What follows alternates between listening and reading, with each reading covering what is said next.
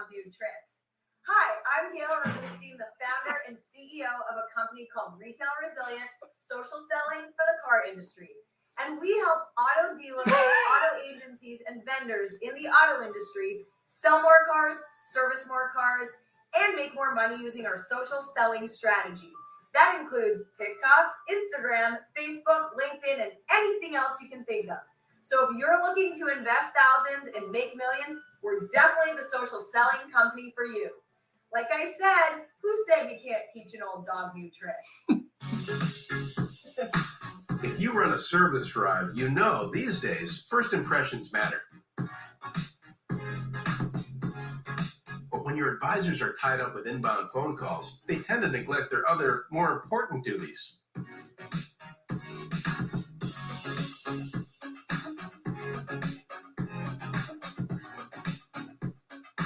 And did you know 75% of all service calls are frequently asked questions and routine requests? Still, the average dealer misses up to 30% of inbound calls, adding up to a ton of missed service opportunity and increased customer churn. 68% of callers actually go elsewhere if they can't get through, which means you could be losing $60,000 to $70,000 every month in service revenue simply from missing calls. So who will pick up? Introducing Brooke. Hi there. Your best service scheduling assistant. Brooke is the first intelligent digital voice assistant to answer, handle, and appoint all of your inbound service calls. Hiring Brooke means absolutely no call goes unanswered, boosting your customer satisfaction and reducing your overhead costs. And talking to Brooke is like talking to a friend with human-level understanding in a friendly conversational voice. Her conversational intelligence is built on millions of actual service industry conversations, making her the easiest onboard you'll ever have. She can handle any volume of calls and follows your policies every step of the way, 24/7. That means even when the lights are off, Brooke is always on. And I can do it without missing a beat. You really do check all the boxes. Book with Brooke today. Visit Brooke.ai or call 866-942-1236. Finally, the perfect match.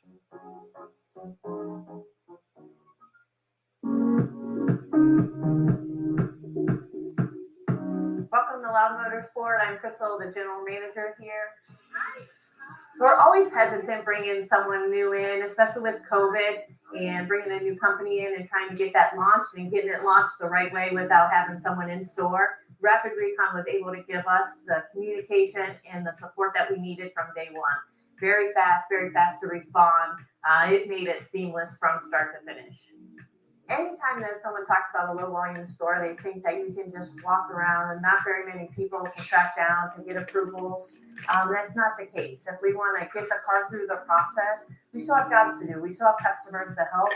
And this really puts it right at our fingertips and allows us to approve it instantly, even if we have a customer sitting in front of us.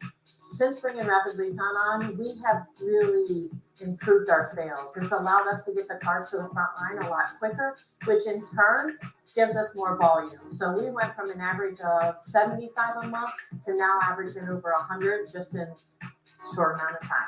I would recommend Rapid Recon to anyone that is even remotely thinking about it. Thanks for stopping by today.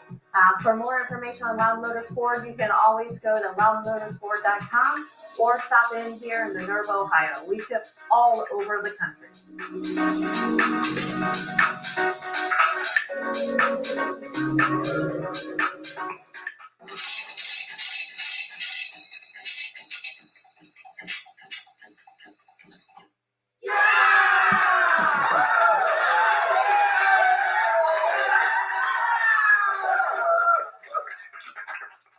Cool. Thanks to all our sponsors. And of course, special thanks to Gail for being on live.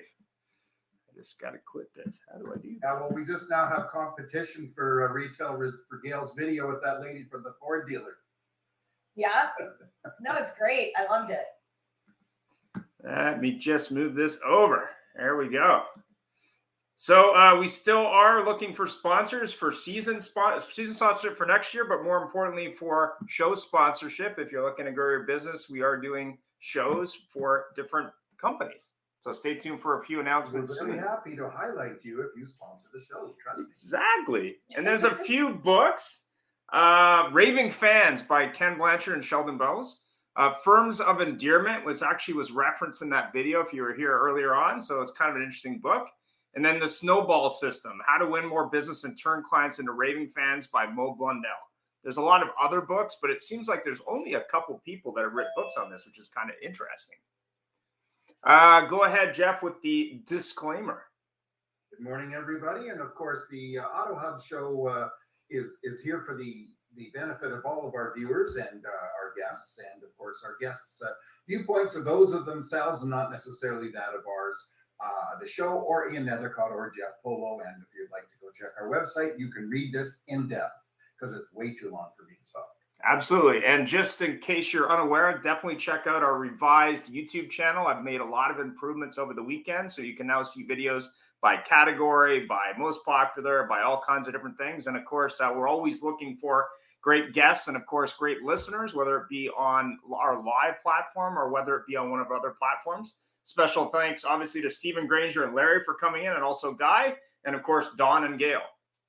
The topic today is how to create raving fans. And to reference the video, if you didn't see it earlier, basically the difference between a raving fan and a happy customer or satisfied customer is these raving fans are actually sad if you go out of business or sad if you lose business. That's the difference. And I think that was a real, idea thing for me, because when I looked at all the videos online, most of them were like, oh, here's the 5 techniques. Here's the 5 customer handling. Here's the this. But really, these people become marketers. And I'll use Tesla as an example. They can spend more on R&D because they don't spend any money on marketing. So it's very interesting. But go ahead, Jeff. Yeah, well, that's very true. You know, there's lots to be said about people like Tesla, because the fact is you're right. I never really thought about that till just now. They spend no money on marketing.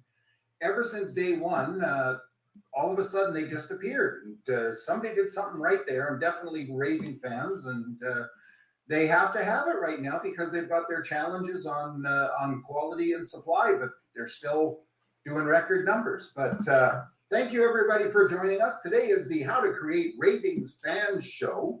And joining us today, we have our scheduled guests are Don Graff of, he's the president of Graff Automotive Advisors and one of the greatest names of any town I've ever seen, Bonita Springs, Florida. Don, say hi, introduce yourself, and tell us a little about yourself. Hi, Don Graff here, Don Graff Automotive Advisors. Been in the business for a long time, graduate of where have I been? Graduate of the Dealer Academy in 1986. Then had every job in the dealership from sales to the general manager. The last 20 years I've been doing consulting. Last 6 years I've been down here in Southwest Florida, and we work on the premise of the Graff, Graff Profit Matrix. We believe in the quadrant, working with people, process, visibility, and finance. Believe that we can solve problems in those 4 areas. We can drive profitability for the dealership. Excellent, thank you. But if you haven't used it, I'm going to make a suggestion, and if you do use it, and it's a new thing to you, I want 10% of the profits. Is use the to measure profits, use the Graff graph. Oh, that was like a dad joke. I'm the king of dad jokes. That was good. I'll take it. I thought probably we agreed on 25%. Sure. That goes to the 10% Larry owes me for his Canadian operations, which I might see it in the state. Next, we have joining us, truly at no risk of offending anybody, our favorite guest, our favorite sponsor, the lady who insulted the 3 of us this morning by moving all that hair away. Gail Rubenstein, the founder, CEO of Retail Resilient, now from a great name, Stuart, Florida. Gail, say hi, and you don't have to tell anybody about yourself, but tell us words of wisdom. Well, hi, I'm Gail. It's a pleasure to be here. I'm usually on the show on a weekly basis. I Don and I actually used to work together in the retail car business when I was young. So I think I was 23 years old when I started in sales, and I think that was around when I met. That was 3 Don. years ago. That's funny. And I'm excited to be on this show because the retail resilient business is built on the premise of having raving fans on social, to be honest. So I'm pretty excited to be talking about raving fans today. Thank you very much. We appreciate everything you do, and thanks for being a guest here specifically. It's nice to highlight you as well. And I cannot continue without recognizing three of our raving fans. Stephen Granger from somewhere, because I think he's from Texas, but he looks like he's in a hotel room.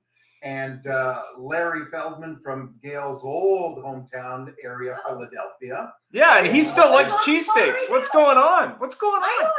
I'm raving fans of Don. I'm a raving fan of Larry. And of course, Guy Olivier Potvin, who I'm not really sure, but it sounds like you're from Montreal. Thanks for spending the time with us as you guys regularly do. And Ian, let's go to start off with the kickoff question. Absolutely. Every dealer flaunts how they create a wonderful experience. And actually, I was talking to Jeff a while ago. There was a dealer, instead of having a documentation fee, they have an experience fee at the dealership. So I said to the salesman, so what if my experience isn't good? Do I not pay that fee? And he's like, what do you mean? So I thought that was kind of interesting. If I can interject, Ian, that reminds me about 20, 25 years ago. And I know every area we are in North America, probably Europe, the TV station or whatever, they do one of those exposés on dealerships and they send in the hidden camera. And they went to this one place, and the salesman they got, pardon the term, was fresh off the boat. He was new. He had limited English. And as they're going over the numbers, the salesman says, they're talking about price and they're trying to trap him. They say, well, what's this? He says, well, that's the reputation fee. He goes, the reputation? He says, yes, because we have good reputation. It was the admin fee for Elise, but he didn't get it. So hijack it. Please go ahead, Ian. Either by price or experience, what do you think is the biggest influence in creating raving fans? So let's start with Don, because he was on before Gail. Go ahead, Don. I think the main thing is the culture. You have to have it from the top to the bottom. Everybody has to be singing from the same hymn book. For instance, when Gail and I worked together at Flemington Car and Truck Country, they were very much creating raving fans. And their theory was that if they drove the traffic through the sales department in a meaningful way, that they would keep those customers returning to the service department forever. And they pretty much were doing that. When I was running the e-commerce department, we had, what did we have then? 15 stores. Mm-hmm. And they were doing 12 or 13,000 transactions. 4,500 of them were through the internet. They just bought totally into that process. Excuse me, was that Steve Califer stores? Oh yes, Yes, absolutely. it was. Yeah. What a great gentleman. He was an incredible person to work for. You would go with him with a request, and very rarely did anything I asked for get denied. In fact, I'll tell a funny story real quickly. Talk about raving fans. The controller came to see me one day and said, we need to talk about your budget. And I said, okay. I figured, okay. Looks like we're going to have a little bit of a cut, which is okay. It's a great place to work. So he said, no, Steve wants to talk to you about his billboards. Now, if anyone knows anything about Mr. Califer, as soon as you got off a plane at Newark Airport, you're seeing a billboard for Flemington Car and Truck Country. We came over the bridge from Philadelphia to New Jersey. There was a billboard for Flemington Car and Truck Country. You're on the Atlantic City Expressway leaving Atlantic City. There's a billboard for Flemington Car and Truck Country. So I wondered where he's going to put another billboard. And we joked about it, and he wanted to put a couple of billboards, and I was going to lose some digital marketing. So I said, that's fine. you go ahead and put some more billboards on. Interesting. Hey, Don, Yes. if the topic here is how to have raving fans, let's not forget the fact that Mr. Califer was such a gentleman and such a likable guy, and that's the kind of thing that permeates the culture from the top down. The reason I like being with these two crazy Canadians is every time you see them, they're smiling, they're happy. Gail, I teach salespeople, well, besides a whole bunch of insane things, I teach them to smile because nobody wants to deal with, can I help you? Not really. Is there anyone here whose puppy didn't die? So Just so you know, Larry, Gail is also Canadian. Not to say that she isn't American, but she's also Canadian. Just so you know. Go ahead. So you have a dual citizenship. So you can watch like a one-ton, she's a dually. I'm a dual. you can watch a hockey game while eating a cheesesteak. It's perfect. Agree 100%. Go ahead, Gail. What was the original question actually? How do you create dealers talk about a wonderful experience or price or experience, or what do you think is really how you can create a fan? It's great to talk about experience or talk about customer service or talk about that, but how do you think they can really create that memorable experience? So I guess from the position that I'm in today versus when I was in a dealership, so now I train salespeople how to post on social. They have a lot of raving fans in their communities. So an example would be, and I use this a lot, we work with a dealer group called Step On Automotive Group, and they're in the state of Georgia and Florida, and they have raving fans on social media, like people that like absolutely love them. And it's because they're salespeople. Like Larry said, they smile in their photos. Their customers are always happy when they're taking delivery of a car and they shoot those photos. They bring out raving fans by showcasing like transparency and fun that they have at the dealership. And it really, really creates buzz in the community. We created raving fans with social, kind of in a similar method. So it's basically good content, right? If you're a car dealer, it's good new car offers, good used car offers, good service offers, good posts. And for us, it's the same thing. It's like we have good content for car dealers, and then people will call us and be like, we've been following, like I literally had a girl, Erica. I don't know this girl, but she called us, sent in a lead. We closed her on going to our school, and I called her and she's like, oh my God, I can't believe you're calling me. I've been following you for 5 years on the internet. So I don't know, like in her eyes, her perception is that she loved our company and she was a raving fan and she liked our content and she became our customer. Absolutely. I mean, it's funny you bring that up because I was at NADA in 2020. And as I was leaving, I was sitting at a lounge at the airport, and a guy came up to me. He's been connected to me on LinkedIn for almost 10 years. Wow. It's like, I've been following your content for almost 10 years. It's great to meet you in person. And I thought that was hilarious. But anyway, sorry to interrupt. Go ahead. No, it's content. Yeah. At the end of the day, your raving fans come from the content you post.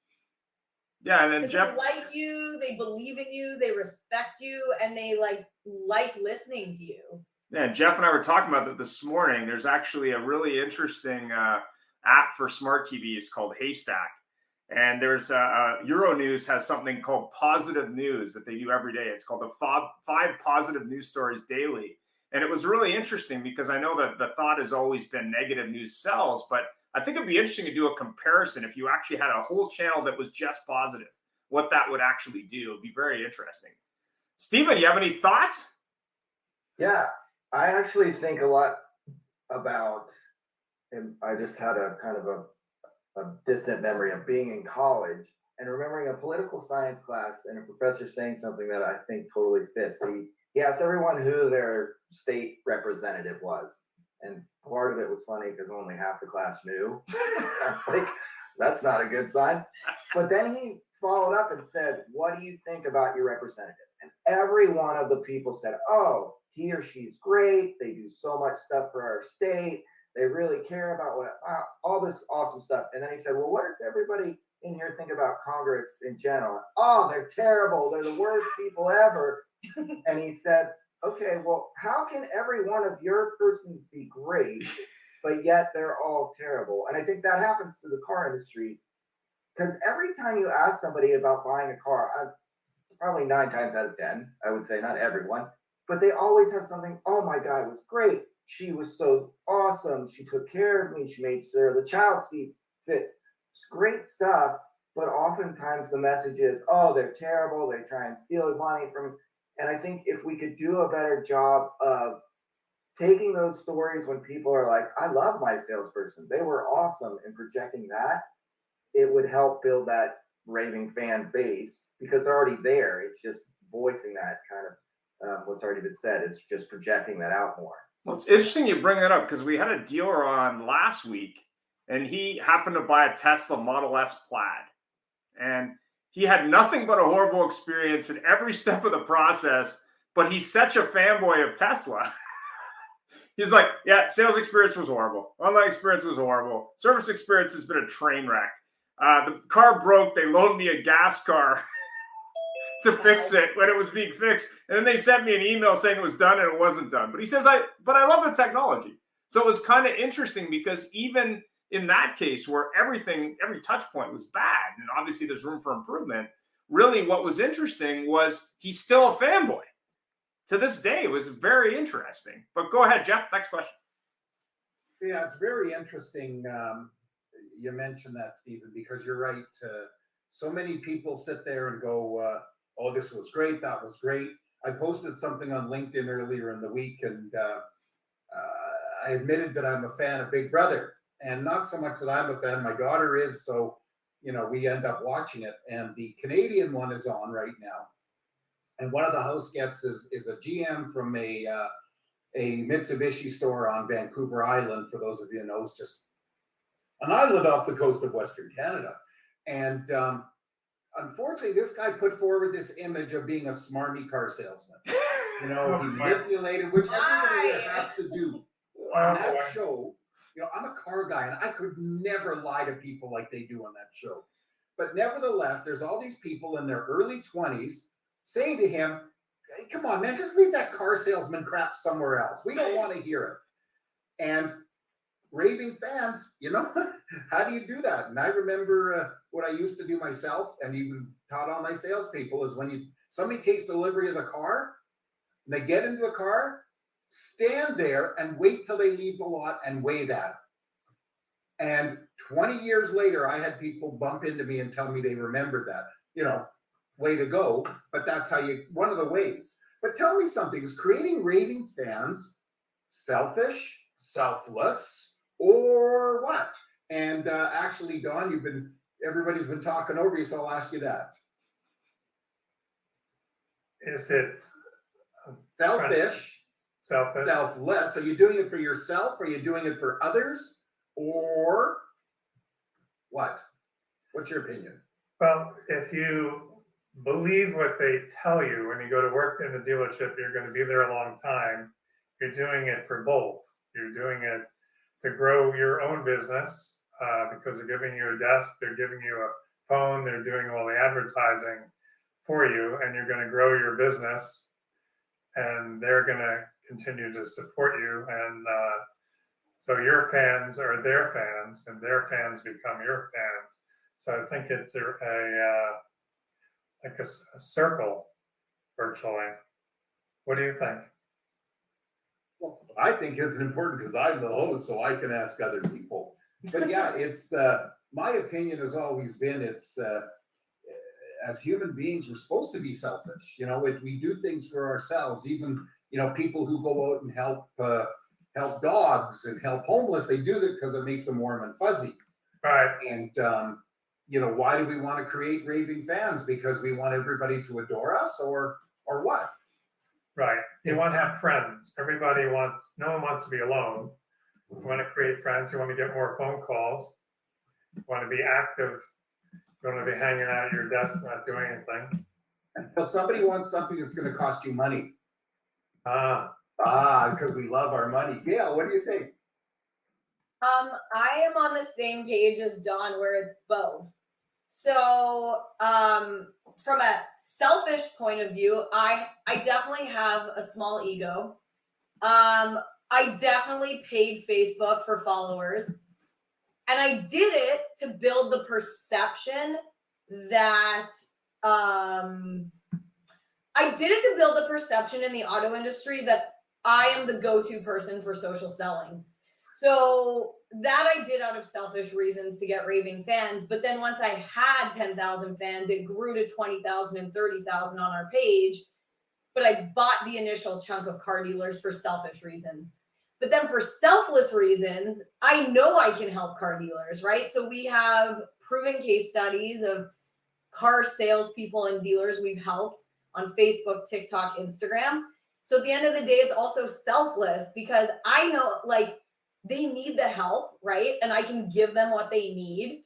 Obviously, we do it in exchange for money, but it's like both, right? So like I want to help these people. I've been in the car business my whole life. I want to help them sell 20 or more cars a month because I know they'll live this like great lifestyle. So it's both. It's really both. I want you to know something, that we at the AutoHub show do this purely for selfless reasons, because we all want everybody to get along and to be happy. And in that show that Stephen mentioned, which I think he disappeared on us, so the heck with him. But yeah, if there was a good news show, I have an idea for a show is that we have Anderson, Cooper, and Hannity on together, and all they do is tell each other good things about themselves. But Larry, what do you think about that? I definitely think it's both. One of the things I ask people, new hires, are you nice people? And of course, nobody's going to raise their hand and say, no, I'm a creep. I say, well, I happen to be a nice guy. I followed up with my customers as they had a problem. I solved it. But there are a lot of creeps in the car business, just like there are in every other avenue in life. So if you really feel you're a good person, then you're doing them a favor by selling them, because if you don't, they may get somebody that doesn't treat them right. Therefore, you have the right to have them. They deserve to have you as their salesperson. You deserve to have them as your customer. I'm wearing, because you had your topic today, I'm wearing my Kellogg school. Years ago, I brought my Cadillac dealership from the bottom to the top, and they gave me these choice of rewards. And everybody was laughing at me because instead of taking a trip, I decided I'd go to the Kellogg school. I just figured I'd get a little smarter. Well, Jeff and Ian, you're going to be shocked to hear this, but I destabilized the whole class. Everybody, God, how could you do that? I made friends I haven't had in 10 years. This all comes back to servant management and attitude of gratitude. If you're glad to talk to people and you got a smile on your face, everybody on this program goes home to somebody.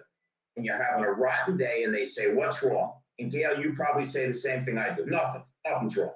But they always know. There's no marquee over our head that says Jeff's bad day. It's all over our face. So when people don't see that we're happy, then they're not happy. And if you don't think making money, and I mean, we've all seen this, the salespeople kiss the butt of the manager, but not the customer. It's the customer that's ultimately paying them. Management's just the middle guy. So yeah, I'm all in on servant management. And if you treat people well and you're really glad, you're going to make a lot of money and they're going to tell other people. And by the way, one last thing and I'll shut up. They do perceive us to be slime, and that's the greatest thing ever, because nothing is stronger than when a negative is overcome by a positive. Dale, do you ever go to the movies and it's sold out, the one you want to see, and you see something that got horrible reviews and you call all your friends and went, I don't know what the hell they were talking about. That movie was great. Nothing stronger than when you didn't think you'd like something and it turns out you love it. Yep. 100%. I agree. So is it selfish or selfless to create fans? Oh, that was me. Oh, that was you. Oh, okay. Go ahead. And on the AutoHub show, we are live with bloopers. No, you're the next one, Ian. Who is what truly makes fans? The company, the CEO, the process, or the frontline staff? Who wants to go for it first? Nobody's talking. Nobody's talking. It's both.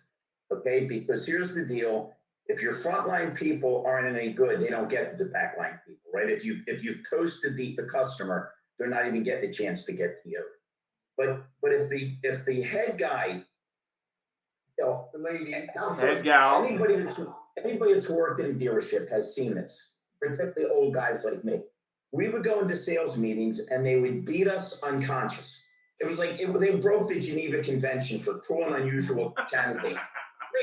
Wait, no, here's the beauty. After they insulted your manhood, beat you to death, told you were worthless, used curse words that would make a sailor blush, then they always say the same thing. Go out and sell some cars. Sell some cars, you want to go kick your dog. So if the management isn't positive, you're dead. On the other hand, so I think everything you're asking now is like multiple choice. It's definitely A and B. Yeah, thanks. Gail? I think this goes back to what Don was saying about Steve Califer and Flemington Car and Truck, because Steve, as the CEO and president, he did create those Raving Fans. Yeah. Everything he did trickled from the top down. Like the things he did in the community and the little like monkey bears that he would give to the kids. I still have mine in my car. It's like a monkey with magnets and it says Flemington Car and Truck on it. And people ask me all the time. And I was like, that is a representation of the man that I worked for 15 years. And he cared so much about the like families and kids and like providing to that community. And that's why they became Raving Fans, because he cared. Like, And he still made a lot of money, genuinely right? cared. What? You still made a Made good a living. lot of money, right? Yeah. Well, he sold the company to AutoNation and bought it back for 2/3 of what he sold it to them for. Interesting. That's You know how we do what? it. Any gain a super controller. Yeah. And I gotta say, okay, so the Steve Califer, even though he made millions of dollars, he actually is a selfless man, and I'll tell you why. He taught me one lesson, and this is the one lesson that I have kept my whole life. He said, Gail, if you don't take care of yourself, you cannot take care of other people. He's like, you can't. You have to put yourself first so you're healthy, you're in like a good place and a good space, and then like abundance will flow to you and you can put it out into the world, but you have to start with yourself. And Yeah, I let's see. literally use that theory since the day I met him. Yeah, he was brilliant, and I brought, not he's much smarter than I am, but I used to boil it down to when you're in an airplane with a child, they always say if the masks fall, put your mask over your face before your babies, because if you can't help yourself, other people. Yep. Yeah. So I think it started with him. Like I think it starts with the CEO. You know, it's very funny too, because Larry mentioned the meeting thing, and we've all of us have been around here, and Tim, I'm sure you've been around too. And, you know, all of us have been in that meeting where somebody of power comes in and ends the meeting. I was talking about this yesterday with somebody. They, you know, you feel the electricity in the room, and they're like, everybody's like, wow. And then somebody with power comes in and poops all over the parade, and they leave like this, and they turn around and look at the customer when they leave, and they go, what? Yeah, exactly. It's very true. I remember a guy that I used to work with moved down to Phoenix. And of course, in Canada here, a big store is a 150, 200 unit a month store. He moved down to Phoenix to, I believe, I can't remember what it was called, but he moved to a Chrysler store down there that was doing $1,200 a month, and we were shocked. And then he moved to a Toyota store, I think Camelback. And he told me about how they did the sales meeting in the middle of the showroom. The crew was 20 guys or 20 people. And the manager stood in the middle, just like the huddle at the, you know, in a football team or something, and pumped everybody up. And what are we going to do? What are we going to do? They turned around, and there were customers, and they went, hello, everybody. What a way to make fans. Yeah. And Don, you have some thoughts? It's still, you know, go back to Steve Califer and those guys. When I went to work for them, they were going to build me an office. I could have an office upstairs with all executives, and I chose to have an office down on the sales floor across from the general manager for the Ford store.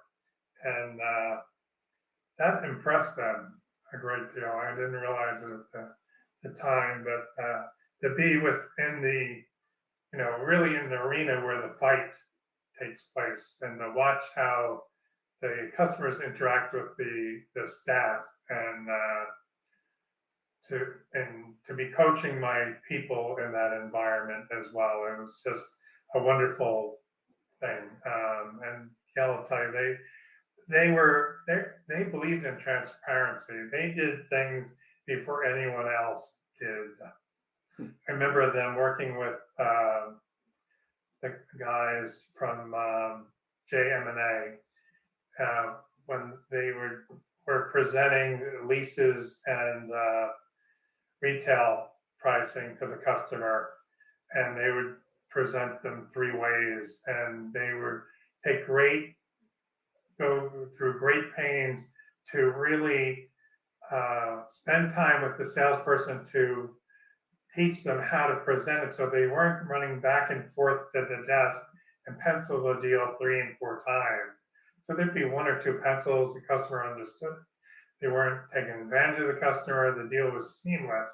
And customers left very happy, incredibly happy, I can tell you. And I can remember another instance, they lived and died by meetings in this organization, NCM meetings.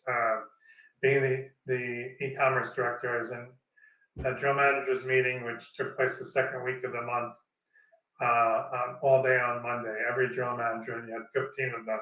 So it did take all day. God forbid that you didn't take care of a customer. There's a particular situation where a customer had a situation with a wheel and tire, and Byron Brisby, who was the operations director, had a situation, and he called out a general manager for not handling this situation with the customer the first time it got to his desk. Mm-hmm. And he read him the riot act in front of 14 other managers and myself. So when you were, let's say, you were berated at that level, you knew what the expectation was, that you took care of a customer for a few $100. It was not a big deal. It was an expectation. Yeah. Car was supposed to be perfect at delivery, because it was a used car. It was perfect. It was a promise made. It was a promise delivered. Interesting. Yeah, and they owned up to their word. I must say they were both a man of their word. Like you followed those rules. It was pretty cool, actually. Good place to work. Very funny too. How many people will spend a fortune proving that they were right when they were wrong, instead of saying we're wrong, take care of it, and spend a little bit of money. And it's amazing how many customers I've seen come in and scream at somebody that said, no, you're wrong. And then somebody said, sir, you're right. I'm terribly sorry. What would you like me to do? And they go, no, you don't have to do anything. I just wanted you to know what happened. Boom, over. And when I got that, raving fans in the car business. Yeah. Yeah. Exactly. So tell me something, Dawn. Oh, by the way, I have a comment from Tim here. He said, take care of the customer at the highest level, without a doubt. You know, the old days of the car business was, as you just mentioned, Dawn, the boss was upstairs in an office that overlooked the showroom. You'd see the phone ring and it'd be going, hey, there's an up out there.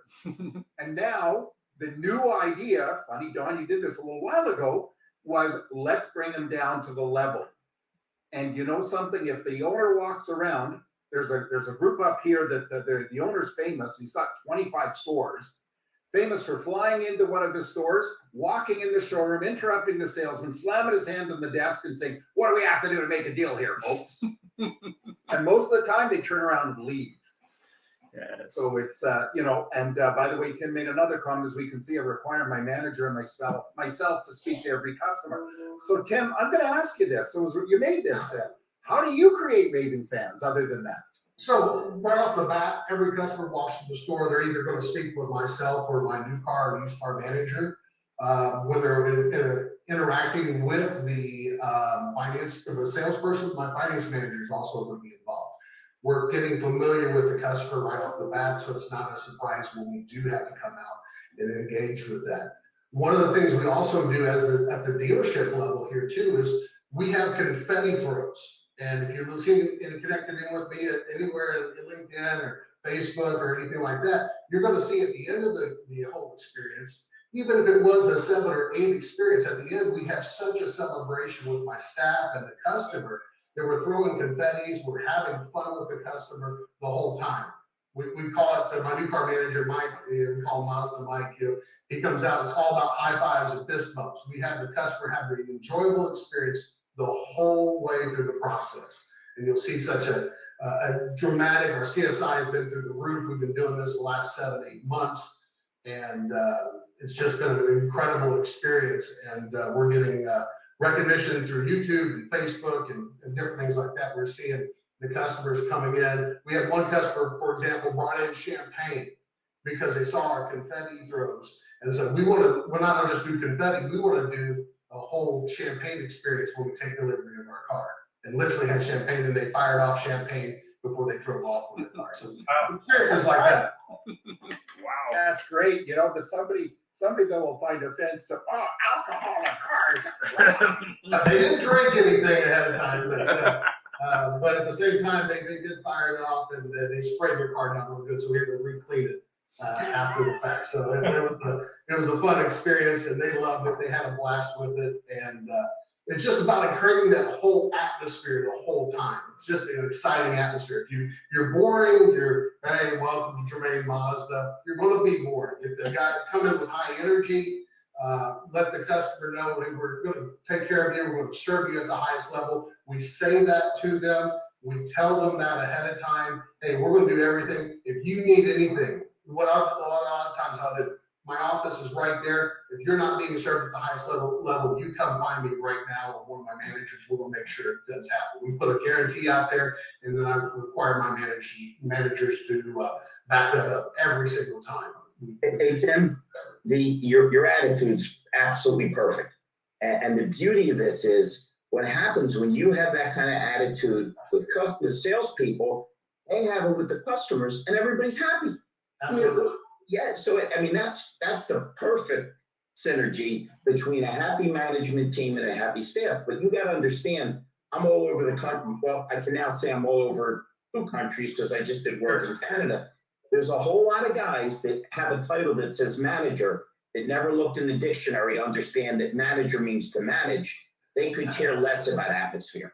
Well, yeah, you're absolutely right. I call my managers leaders. They're servant leaders.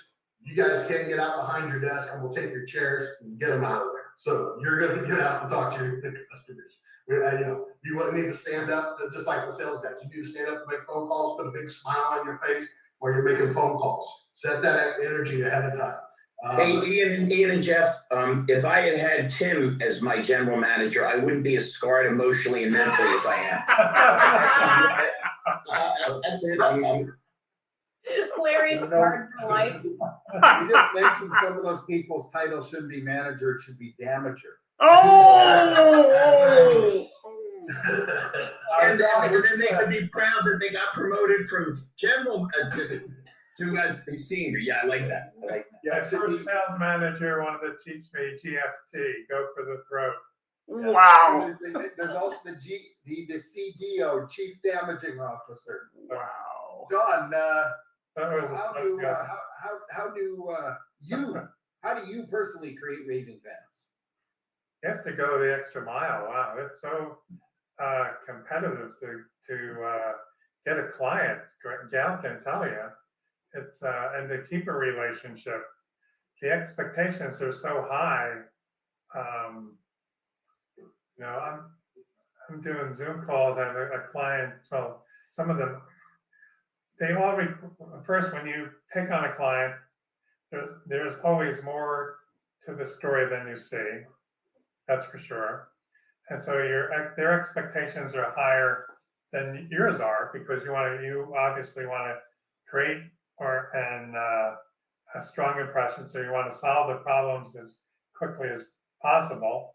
And along the way, you find out that there are other issues along the way. And some of those issues are like we're talking about here. There are cultural issues that are below the surface that need to come up. And you're working with other managers, and primarily the general manager to surface those in such a way that you're working in a team atmosphere. You're not attacking anyone because you're the servant, right?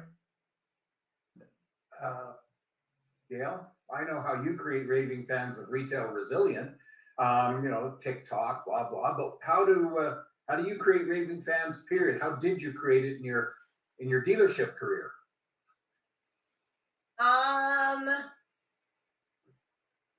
Trying to think back to my retail days. I would say, I don't know, just like show up for work every day, take care of the customer. It's like what Tim was saying and what Don was saying about being at Flemington. Like, I luckily worked for a dealer principal that gave me empowered us and said, just take care of them. Like, you don't even need to ask me. Like, if there's a problem, just fix it and make sure they're happy. And if there's a major issue, you can come to us. But on the retail side, it's kind of everything that Tim said. And you just go above and beyond with the transparency when you're doing, like, we didn't Foursquare people. It was, here's the sale price, here's your trade, here's your tax, here's your dog. That was so foreign to that whole, I'm blessed. I worked for the DeFeos. They didn't do that. I worked for Fleming Car Truck Country. They didn't do that. I worked for the Prestige organization, North Jersey. They're process oriented. They didn't do that. When I worked for them, almost all their brands were in the top 10 in the country. I just, I was fortunate to be in the right places at the right time, and they grew my careers. It's like being with the Germains now. That's the ticket. You want to be in the right organization at the right time. You're gonna take something from them. You take a piece. Even from clients, I'm learning stuff from them. The business is just so dynamic. Just certainly is, isn't it? And it's very funny because we go back to that question. What makes fans, the company, the CEO, the process, the frontline staff? Well, the fact is the CEO can't get their vision across if the frontline staff aren't on the same page.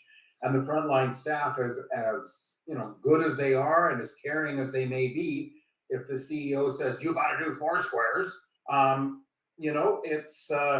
it's a whole chicken and the egg thing. Well, I agree. Can I throw something in too that I think I've got my friend Gail on here, who is a tech extraordinaire, and Tim, you look like you know what the heck you're doing. Don, you're all over.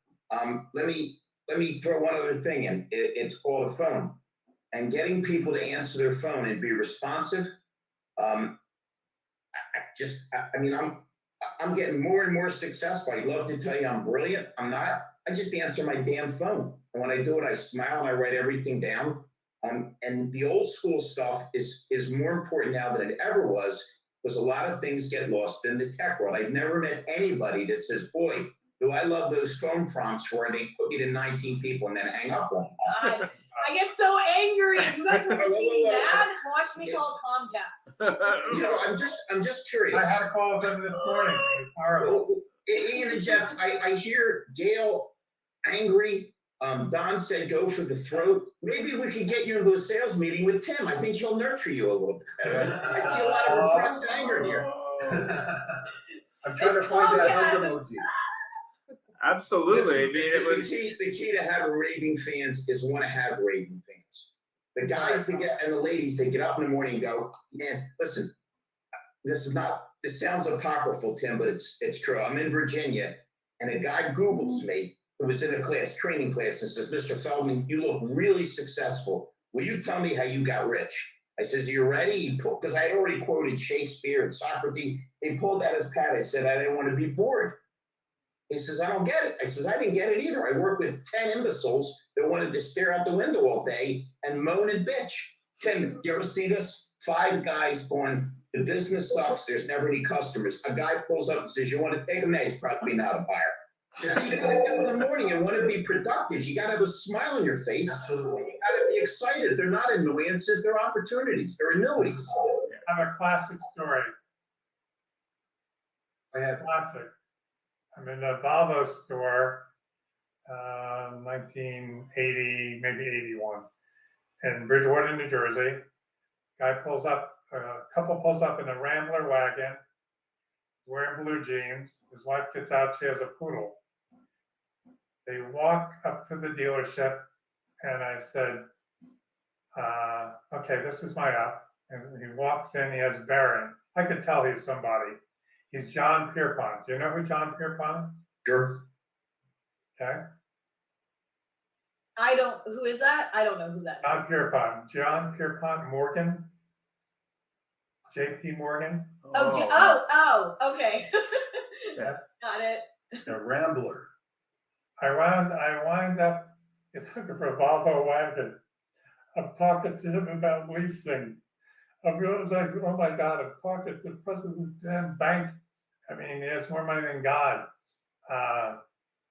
It was really interesting. 3-4 weeks, he buys, calls me up, says we're going to do the deal. I think there's $1,300 profit from the car. Took a little bit off. I made $1,000. I deliver the car to his house. I go up there with my buddy. We're in his house, and all the Pierponts are on the wall in the drawing room. One of his people come, they offer us iced tea, and he lives on Larger Cross Road in Far Hills, New Jersey. He lives on a dirt road. Interesting. Dirt road. You know, it's funny. I had He has cattle out there. He has prize cattle. Yeah. Didn't lose their roots. No. Yeah. Okay. I had the opportunity to meet the lady at NADA, and their company, and I won't name drop or anything, but no. And their company is actually in partnership on a charity with Richard Branson. Okay. And she said she's had the opportunity to go to his island, and this guy comes out wearing flip-flops and, you know, torn cutoffs and a tank top. And she says if she didn't know who he was, she wouldn't know who he was. That's the kind of down-to-earth guy he is, with 25 or 30 billion dollars. But, you know. Well, yeah, I mean, we were talking about this morning, Jeff, that you have, you know, just because you're a wealthy individual doesn't mean you don't have to be a genuinely nice individual. I mean, I think that's the big learning here is be kind to people, treat them with respect, you know, make it a positive experience and make it special. I mean, I used to do something really simple when I sold cars. We had to introduce the customer to the service department when we did as part of our process. Well, I would always get that customer there for delivery, even sometimes there for just looking at a car at the final stages. I would get them something from the parts department that I would pay for. And the other guys I work with are like, what are you doing? It's like, well, you know, you got to make that special, but more importantly, it's about what the customer wants. It's not about what I want. I sell cars every single day. And what is funny is now 12 years later, I still get calls from people that I sold cars to over 12 years ago with questions.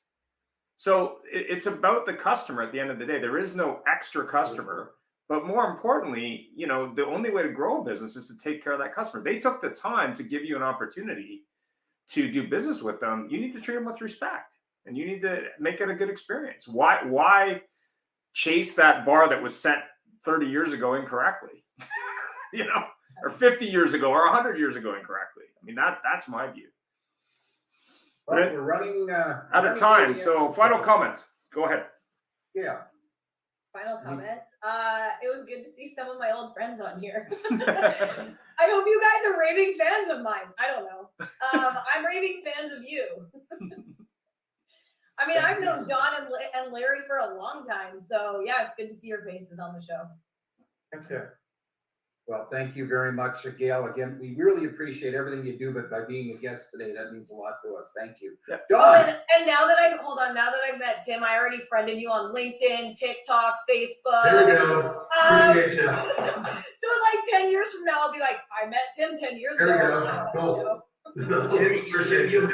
Tim, you'll be getting a message from Gail any minute telling you how wonderful my training and recruiting services are. I like that. That's why I'm a raving fan of hers. I love it. Thank you. Actually, I do hear Larry's got some TikTok videos coming out really soon. He's going to be doing those. It's training. I got the real fugitive videos. I don't need those TikTok videos. Well, that's right. There you go. Don, final comments. I don't know. Maybe I need Gail's help with the TikTok videos to do this. Hey, can we have an AutoHub show TikTok and I'll teach everyone how to TikTok? Heck We yeah. could definitely do That would be that. fun. We could arrange Heck yeah. that. You know, Ian might be a little bit reserved on it. It's all right. Tim will bring some of his champagne. There we go. We'll fire it off. Thank you for I really enjoyed interacting with everybody for my first time. This is phenomenal. We really appreciate it. Expect invites from Ian about till you finally want to block him on messaging. And for our unscheduled guests, Larry, thank you as always. We do appreciate it. We have a Larry Feldman show coming up here soon, which will be the new automotive Seinfeld. And Tim, thanks for joining us. I did the same thing as Gail on LinkedIn, Facebook. I don't know. Facebook's driving me nuts, but that's a whole different story. And thank you very much. A pleasure to meet you. And thanks, Guy, for tuning in as well. Yeah, and Guy, thank you. We love it. You attend quite regularly, so we do appreciate it. Ian, I'll leave it to you to say goodbye. Thanks very much, everybody. And stay tuned for a Metaverse show coming up soon. And next week's episode will be on our car shows worth it. And we're going to have some people actually manage and promote car shows who are involved in it from all over North America. So it should be interesting. And then the Metaverse show, if you're curious about what the Metaverse is, we're going to have a number of experts, including the first car dealer in North America to deliver a car virtually in the Metaverse. That's about it. Have yourself a great day. Thank you. Thanks. Thank you.